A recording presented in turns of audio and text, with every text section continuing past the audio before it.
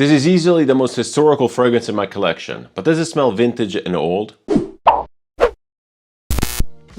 Hello, hello, welcome back to Seldomly Often. I'm Daniel, today we're talking fragrances, and this is a practical review of Santa Maria Novella's Peau d'Espagne.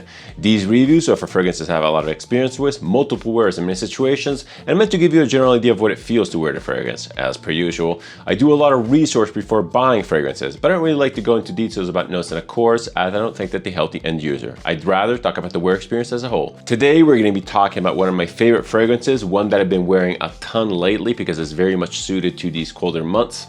This is from the very Italian house of Santa Maria Novella from Florence. This fragrance is, as I hinted in my intro, the most historical perfume in my collection. This baby here was designed in 1901. And Peau d'Espagne is actually supposed to be replicating the idea of Spanish leather. The name says it all. Considering the very simple and direct name of the fragrance, considering when this was designed, and specifically considering where this is from, because it's from Tuscany, which is basically the realm of all high-end leather goods, this is a very good representation of what historically leather goods would smell like. And I've been reading a little bit into this, and apparently the smell of leather was a little bit harsh because it was treated in a natural way, so it smelled a lot like animals. And the tanneries would treat the leathers with these scents. They would effectively inject perfume into the leather. They would use citrus essential oils, they would use florals, they would use musks, and even some other animalics to basically hide the raw scent of leather and to make the leather goods a little bit more palatable. And this is basically what this smells like. This is supposed to smell like Italian leather or Spanish type of leather. And as far as I know, in perfumery, there are two major leather categories. One is the Spanish leathers, which this is a good representation of, and the other one being Russian leathers. And the differentiating factor between these two leather categories basically resides in the materials that are used to tan the actual leather. So I feel that the Russian leather is a lot more oily, a lot more piney, a lot more green, while the Spanish type of leathers have a lot more florals and citruses. I actually have a bottle of Memo Iberian leather, and I got that way before I got this. And in that fragrance, I was initially put off by the heavy citrus opening, which I thought was a little bit out of place in a leather fragrance. But then I smelled this and everything sort of made sense. This is basically, I'll say it straight up, it's a better version of Memo Iberian leather. And although I will be featuring Iberian leather in my options for this, and I'll get to the reasonings for that when we talk about the options, I feel that if you can stomach the vintaginess of this, if you can stomach the heaviness of the scent, because this is a very heavy in your face scent, this is basically the ultimate representation of that type of concept. I was never really interested in this fragrance. I wasn't searching for it. I wasn't even interested in the house. This fragrance kind of came to me by chance. I got it in a trade with a fragrance buddy. Thank you, Stefano, for recommending this because it's absolutely amazing. So when I got this, it was basically a blind trade, and I was like, yeah, sure, let's give it a try. But when I smelled it, I was completely blown away, basically, because first of all, this is incredibly powerful in a very unexpected way. Because if you know Santa Maria Novella, basically a lot of their fragrances are colognes, and this one here is also labeled cologne. It's Acqua di Colonia. But this is far from a cologne in the wear experience. This is a very heavy, dense type of scent that lasts a whole day of wear. It projects like crazy. It's just super, super strong. So I was initially, again, very excited about that. Secondly, because it's a very vintagey fragrance with a ton of character. And if you look at the note breakdown, first of all, you'll notice that it's very, very simple and probably not the whole picture. But then, especially if you're familiar with the concept, you'll also notice that this has a little bit of a chypre construction. But the wear experience for this is completely different from most chypres, because in a lot of chypres, you smell the citruses, you smell the florals, and as the scent dries down, it becomes heavier and denser. This is super heavy, super smoky, really in your face off the bat, and then it kind of smoothens out. It transitions to a lot more of a wearable scent. This, as my fragrance buddy Stefano put it, is kind of reminiscent of something like Zoologist T-Rex, specifically in the wear experience, because again, also that opens up very smoky, very bitter, and then really mellows out. And this one here has sort of the same vibe and feel. Ultimately, I actually think that this is a more wearable, more elegant cousin to T-Rex. So if T-Rex is the more experimental, primal, and edgy brother of these two, this one here is definitely the one that has a little bit more taste, a little bit more elegance and refinement. but they share the same type of DNA. I'm not saying that this copies T-Rex, actually quite the opposite. I feel that T-Rex was heavily inspired by this sort of fragrance construction. Another interesting tidbit about this fragrance is that according to a review on Fragrantica, which was pointing out to a book, and I even heard Ramsey talk about this, is that this fragrance is meant to resemble the smell of a woman's skin. It has a very sexual type of connotation.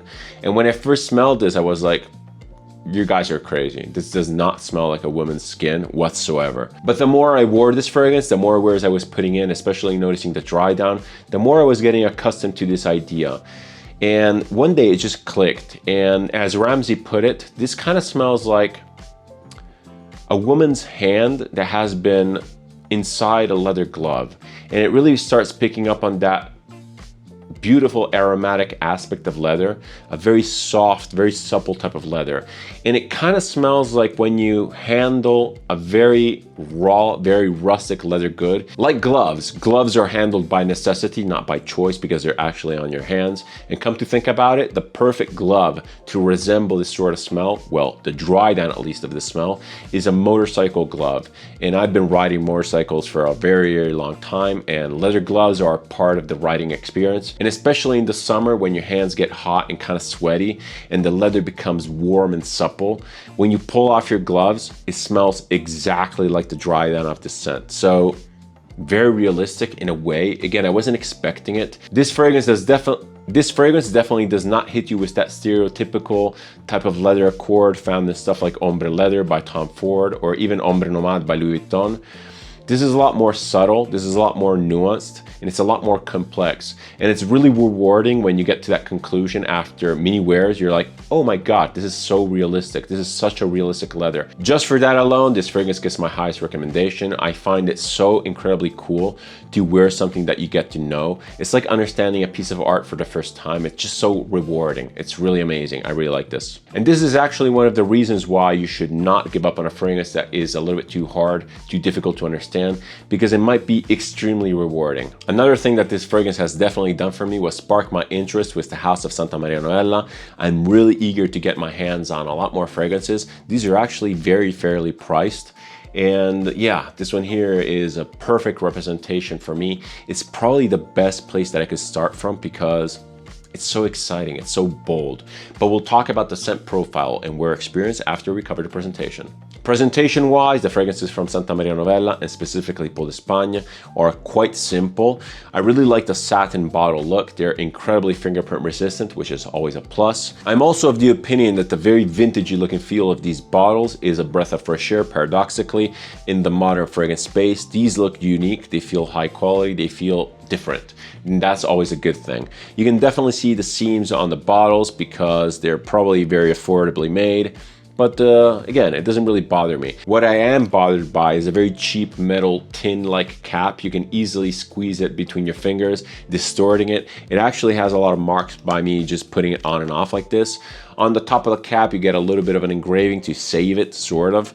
But yeah, overall, the atomizer too is very, very cheap. It feels like an atomizer off some sort of a hair product bottle. It's just so bland. It feels like a part spin atomizer, but the action of the atomizer is actually quite good. Let's give it a couple sprays. Sprays a ton of liquid. It's very easy to aim. It's actually a joy to use.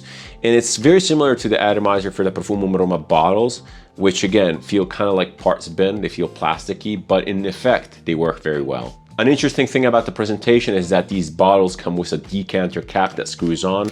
You can actually screw off the atomizer here.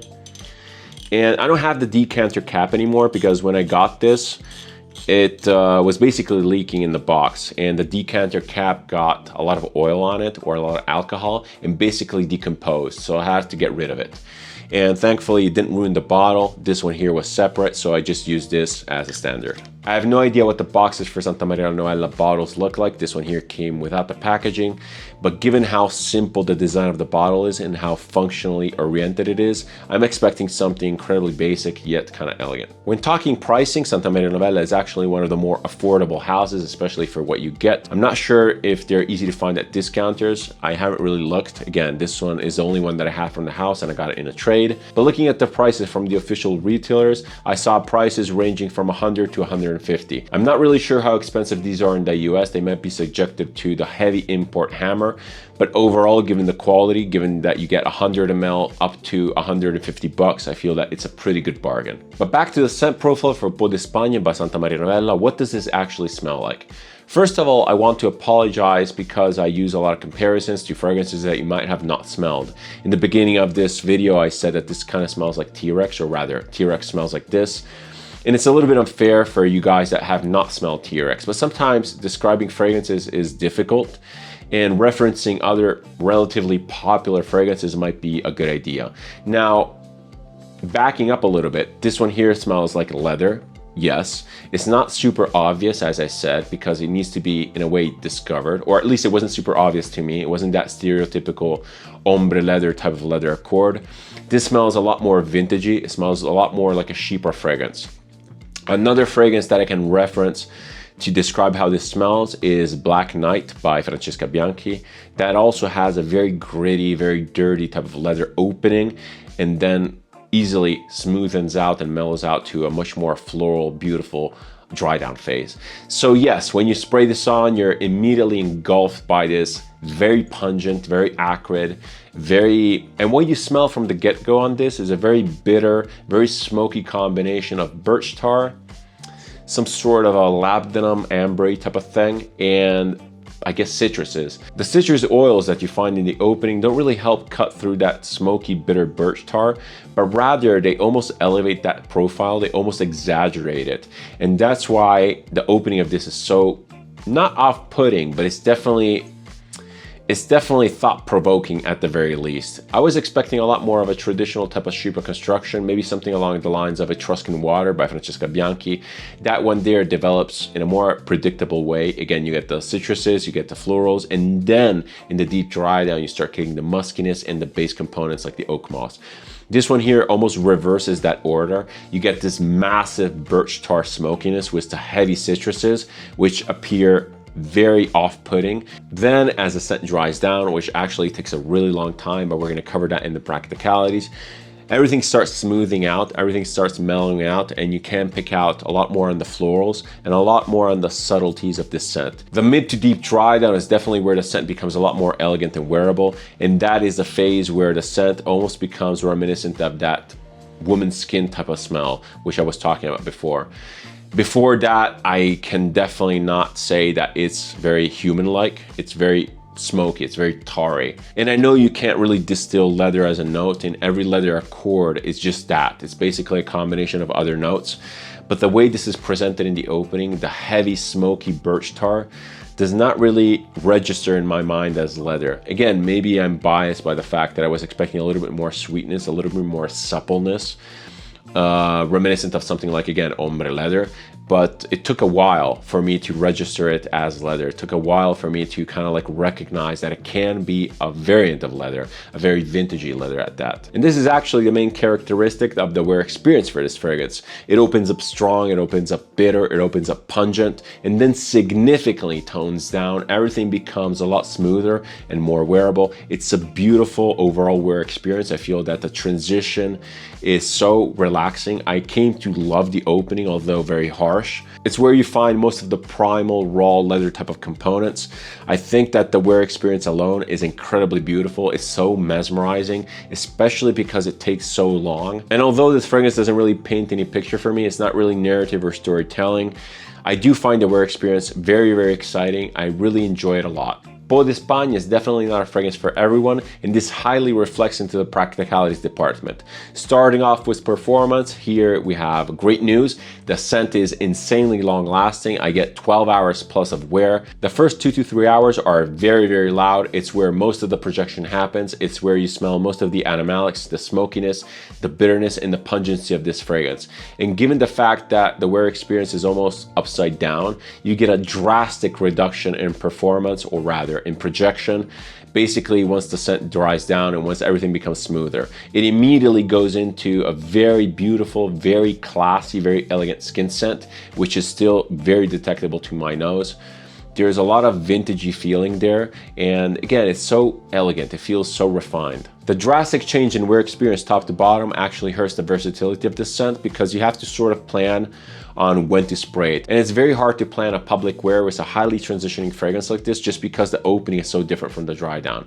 Given this aspect, I would say that this is a lot more of an elegant evening type of scent. So if you wear it for a night out, you ride that heavy, bitter, smoky aspect, and you just embrace it. And as the evening evolves and cools down, the scent sort of follows suit. And for the same reasoning, this would be a very bad office scent, because in the morning, you would have this insanely loud, insanely pungent, in-your-face type of scent, and that's the moment where you want to be a little bit more delicate with your co-workers. Everyone's still kind of asleep, and it's still getting into gear. So this is not an invigorating, energizing type of scent. It's definitely not one of those fresh citruses that help kickstart the day. This can be a little bit overwhelming, it can be smoldering, it can be almost choking. So yeah, not office friendly. I wore this to the office. I wore this to the office actually twice. I was careful to spray it an hour-ish before I left, just because I didn't want to choke everyone out as soon as I got there. But once the dry down hits, it was fine. It was fine, and actually it's very subtle, it's very elegant. When it comes to seasonality, I think that this is a colder month type of scent. There's something about the smoky bitterness that really reminds me of a fireplace or a chimney, and I can't dissociate from that visual. So I could never wear this in the summer. It's a little bit too choking. I don't like bitter scents in the summer, not like this, not woody bitter scents. When it comes to demographics, this is absolutely genderless. The opening is objectively smoky and bitter, so you have to have a palate for that. But once the dry down hits, this is absolutely unisex. Age-wise, this is definitely not for the younger crowd. You don't have the appreciation for a vintagey scent like this unless this speaks to you in some sort of way, unless you're specifically into vintage scents, but it's incredibly uncommon. Myself, I was very open-minded, but I could never think about wearing something like this basically until now, and I just kind of discovered it. Ultimately, practicalities for Peau d'Espagne are highly dependent on whether or not you like leathers, whether or not you like highly transitioning scents, and whether or not you can stomach the very bitter, very pungent animalic opening. If you answered yes to all of those conditions, by all means, wear this to your heart's content. Okay, we're at the part of the video where I give you some options for my reviewed fragrance. In the case of Peau d'Espagne, I really wanted to lean into the interesting part of leathers. My first fragrance that I want to showcase is actually one that I mentioned at the start of this video. Iberian leather, as the name suggests, is also another one of those Spanish leathers. And this one here takes the concept of Peau d'Espagne, but really flips it upside down and makes it a lot more modern. It has the same sort of construction, same sort of a citrus bitter opening with a very heavy smoky leather, and with a much milder dry down. Memo is a house that really specializes into creating these postcard type of memories, these romanticized ideas of certain concepts. And when it comes to Spanish leather, Iberian leather really takes out all of the vintaginess from the concept. It really takes a lot of the grit out. It's still very potent, it's still very in your face, it's still quite exciting. I feel that this actually leans a lot more masculine than Peau d'Espagne, because Peau d'Espagne has that vintagey feeling to it, and this is a lot more, again, it feels a little bit synthetic. It has a little bit more of a chemical harshness to it, which is a lot more suited to a more masculine type of audience. And although I think that this is good, I feel that Peau d'Espagne is a much better scent overall. But if you can't stomach the heavy opening, if you can't stomach vintagey scents, this can be a really good option. The second fragrance that I want to showcase is a very new addition, and you've seen my unboxing recently. This one here is Anubis by the house of Papillon. As you may know, if you've seen the video, I was initially kind of disappointed because I smelled this on strip, but then when I started wearing this on skin, and I've been wearing this a lot, I was completely amazed of how beautiful of a suede leather accord this has. This is a warm, ambery, leathery type of scent with a lot of complexity, a lot of subtle complexity in here. The longevity is not exactly what I was hoping for. The wear experience is actually quite linear and elegant. But overall, I'm not complaining because this is actually a very wearable, very subtle type of leather fragrance. It's so elegant, it's so refined. You can probably daily this, almost signature scent this, and pull it off no problem. So congrats to Liz Morris for creating such a beautiful wearing experience. It's not terribly unique, but that's mostly due to the fact that this is a very crowded type of genre. But overall, I feel that Anubis is worth your time. It's definitely priced right. So get your nose on Papillon. It's a house which has been on the rise. It's seen a lot of spikes in popularity, and for good reason. My last fragrance option is easily my favorite from the three. It's actually one of my favorite fragrances overall. Kiso by Durga is an absolute masterpiece. This takes leather in a much different direction. It adds a lot of woodiness. It adds a lot of amberiness. This is not an amber fragrance, by the way. It's very smooth, it's very warm, it's so deep and rich. It's insanely long lasting. It really brings me to a place. This is a lot more of a Japanese type of rendition of leather and woods. Also, the notes in here are super interesting and exclusive. There's a lot of Japanese themed notes. I really like the wear experience. It's so evocative. This is one of the most transportative leather fragrances that I've ever smelt. There's something about it that really screams autumn, that really screams fall. Everything is screaming red and orange. Everything is screaming deep lacquered wood floors. I really picture Japanese houses in here. I really picture Japanese fall colors from the maples. It's such a beautiful wear experience. It really transports me every time, and I love wearing this in the colder months. It's a heavy scent. It's, again, super long lasting. You definitely get what you pay for. This is probably my favorite from the Durga brand. But back to Peau d'Espagne is my final recommendation and overview. First of all, the House of Santa Maria Novella gets a straight up recommendation from me. They have a vintagey aspect, the vintagey feel that is not one ingredient focused like a lot of modern houses like Peri Monte Carlo or even stuff like Profumum Roma. They have relatively complex scents that are quite evocative. The way they construct scents is very vintagey and actually quite refreshing in a way, because a lot of the modern perfumery is based on a lot of artificial compounds, and this smells vintagey. So for that alone, I really want to explore Santa Maria Novella more. Peau d'Espagne itself is an amazing fragrance. I highly recommend it too, but you need to be a specific type of person to really enjoy it. You need to first and foremost enjoy vintage scents. You need to have the palate for a very smoky, very in-your-face type of openings, and you need to have an appreciation for leathers and to even actually have the patience to probably just wear a fragrance and try to understand it throughout multiple wears. If you're that type of person, first of all, we might be best friends. Second of all, get yourself a sample of Santa Maria Novella Peau d'Espagne, because it's a beautiful, rewarding, exciting wear experience that just keeps on giving. It's a shame that the fragrance manufacturing process that is in here, the same type of vintagey feeling and vintagey design, is kind of long lost. I wish that a wider range of modern houses would have more respect towards vintage design approaches such as the one in Peau d'Espagne, and probably within the other fragrances from Santa Maria Novella. Looking at the past really gives you an understanding of the roots and actually gives you even a better idea of what's lying in the future. So get yourself sniffing, because fragrances like this are the key to developing your understanding of this beautiful language of perfumes. If you like this sort of content, if you like my approach to video, feel free to subscribe. It's always appreciated and helps the channel. If you want to interact with me, leave a comment, suggestion, opinion, or anything else down below. I always reply and I always keep the conversation open. Thank you so much for watching. Thank you so much for your time. It's never taken for granted. As per usual, many more videos to come. See you in the next one, and cheers.